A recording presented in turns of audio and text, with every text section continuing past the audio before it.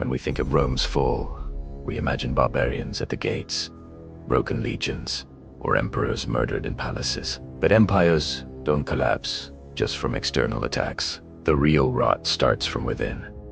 And often, the catalyst is money. Rome didn't fall just because of invasions or corruption. It fell because its currency collapsed. The lessons from this are shockingly relevant for every modern economy that thinks it can play games with money and get away with it. Let's set the scene. For centuries, the backbone of Rome's economy was the silver denarius, first minted around 211 BC. This coin was nearly pure silver. It was trusted across the empire and beyond. Roman soldiers were paid in it.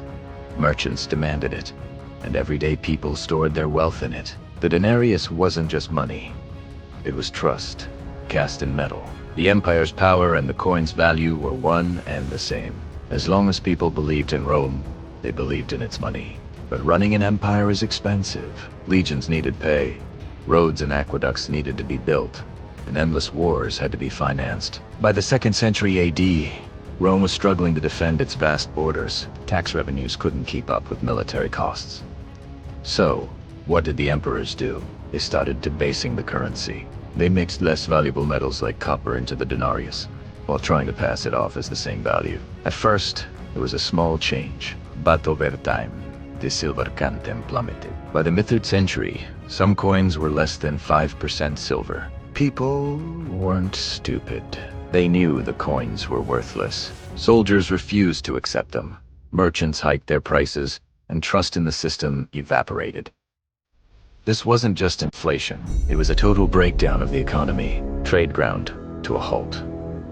The Roman army, once a disciplined force, could no longer be properly supplied. The corruption of money led to the corruption of everything else. The lesson here is clear. When money loses its value, empires and nations fall. The Roman emperors thought they could trick their people by devaluing the currency. Sound familiar? It is. Just like modern governments thinking they can print endless paper money and manipulate interest rates without consequences. But the result is always the same, and it's the people who pay the price. If you think this is just ancient history, think again. Rome's currency crisis is a blueprint for collapse that has been repeated time and time again. Fast forward to the 20th century. After World War I, a defeated Germany faced crushing reparations. Who's like Rome? The German government thought it could print its way out of debt. They fired up the printing presses and churned out billions of marks. By 1923, hyperinflation had reached insane levels. A loaf of bread that cost 1 mark before the war was now worth over 200 billion marks. People literally carried their wages in wheelbarrows. Money became meaningless. This economic chaos and desperation fueled the rise of extremism and ultimately Adolf Hitler. And Germany wasn't alone. In the early 2000s, Zimbabwe went down the exact same path. Facing economic collapse, the government turned to the printing press. By 2008, inflation was a mind-boggling 89.76% per year. An item costing $100 in the morning would cost $200 by the evening. Stores couldn't change price tags fast enough. Eventually, Zimbabwe had to abandon its own currency entirely. And once again, people paid the price for their government's mistakes. You don't even need to look at these extreme examples. The Roman model is alive and well, even in today's developed economies.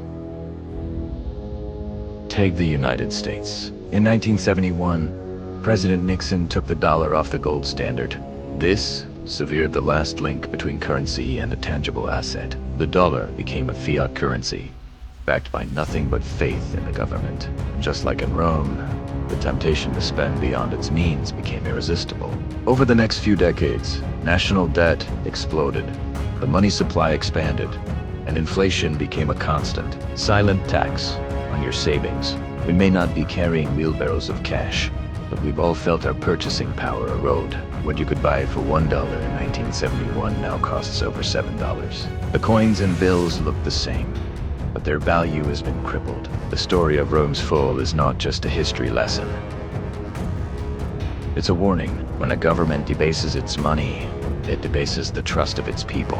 And without that trust, no empire, ancient or modern, can survive. Thanks for watching. The game is always the same. Governments disguise inflation as growth. They tell their people that high wages mean prosperity, even though costs rise faster. They present debt as investment, even though it finances consumption.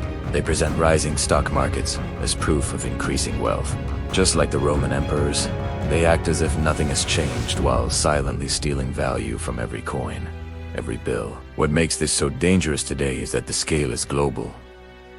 Rome's collapse was a disaster at the empire level. Weimar's hyperinflation was a problem contained within its borders.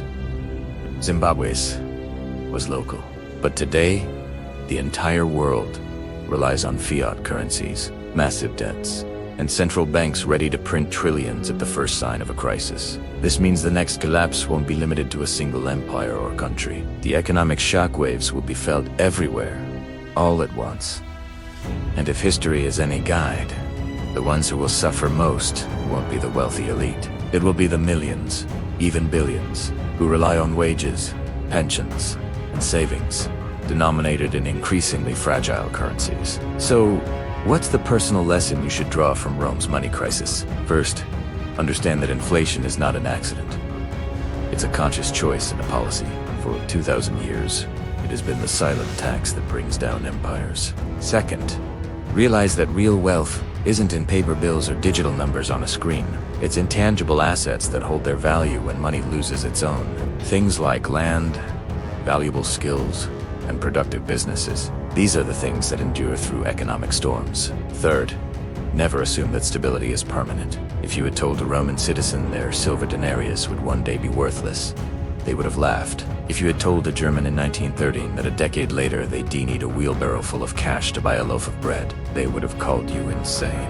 Rome's story teaches us that financial systems can crumble slowly, then all at once when trust evaporates. When money stops being real, society itself begins to disintegrate. Contracts become meaningless, trade halts, armies dissolve, and governments lose their legitimacy. The real killer is always found inside the treasury. And here's the most crucial point. History doesn't repeat itself, but it certainly rhymes. Rome's monetary crisis wasn't just about bad emperors or greedy elites. It was about how fragile money becomes when it's exploited by those in power. And that fragility hasn't gone anywhere. By understanding these patterns, you can prepare yourself. History doesn't have to crush you. It can be your guide. Thanks for watching. If you've learned something new today, hit that like button and subscribe to our channel to stay ahead of the curve. See you next time.